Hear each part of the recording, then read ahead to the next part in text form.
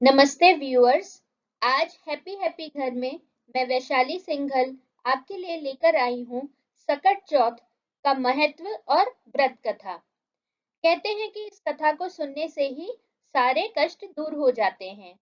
तो आइए कथा सुनते हैं। सकट चौथ का महत्व। माघ माह के कृष्ण पक्ष की चतुर्थी को सकट चौथ मनाई जाती है। इसे संकष्टी चतुर्थी या तिलकुट चौथ के नाम से भी जाना जाता है।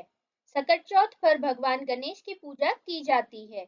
इस दिन महिलाएं अपनी संतान के लिए व्रत रखती हैं। आज हम यहाँ आपके लिए सकट चौथ की कुछ पौराणिक कथाएं लेकर आए हैं। सकट चौथ पूजा विधि। इस दिन तिलकूट बनाते हैं, जो कच्चे तिल को गुड़ में कूटकर बनाते हैं।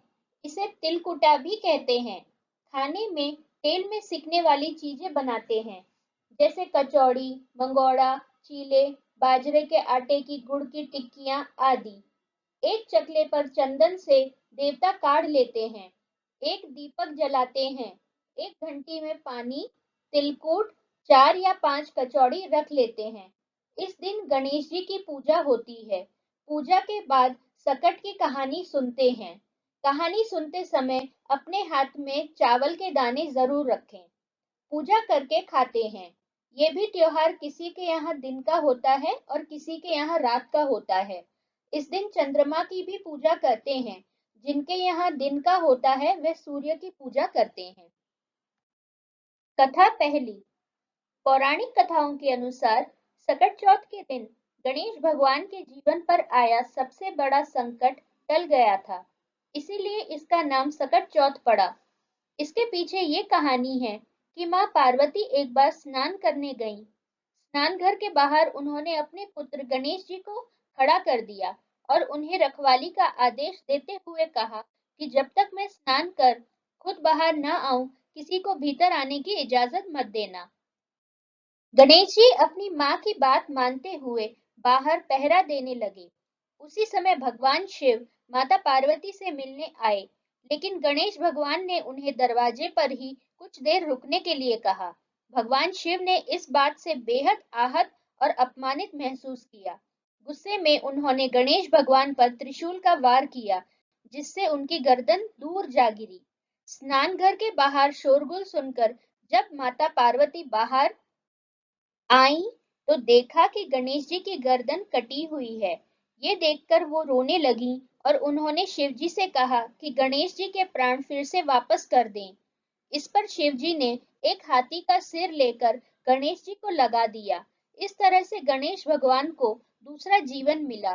तभी से गणेश की हाथी की तरह सूंड होने लगी। तभी से महिलाएं बच्चों की सलामती के लिए माघ माह के कृष्ण पक्ष की चतुर्थी को गणेश चतुर्थी का व्रत करने लगी। कथा दूसरी। इसी नगर में एक कुम्हार रहता था। एक बार जब उसने बर्तन बनाकर आंवा लगाया तो आंवा नहीं पका।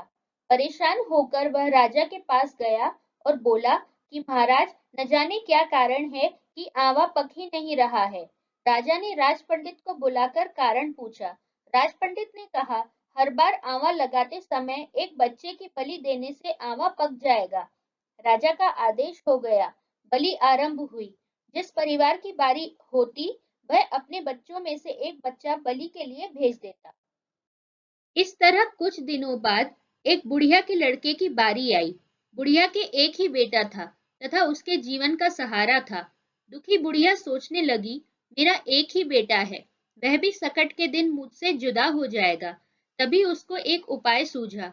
उसने लड़के को सकट की सुपारी तथा दूब का बीड़ा देकर कहा, भगवान का नाम लेकर आंवा में बैठ जाना, सकट माता तेरी रक्षा करेंगी। सकट के दिन बालक आंवा में बिठा दिया गया और बुढ़िया सकट माता के सामने बैठकर पूजा प्रार्थना करने लगी। पहले तो आंवा पकने में कई दिन लग जाते थे, पर इस बार सकट माता की कृपा से एक ही रात में आंवा पक गया। सवेरे कुम्हार ने देखा तो हैरान रह गया। आंवा पक गया था और बुढ़िया का बेटा जीवित व सुरक्षित था। सकट माता की कृपा से नगर के अन्य बालक भी जी उठे। यह देख नगरवासियों ने माता सकट की महिमा स्वीकार कर ली। तब से आज तक सकट माता की पूजा और व्रत का विधान चला आ रहा है।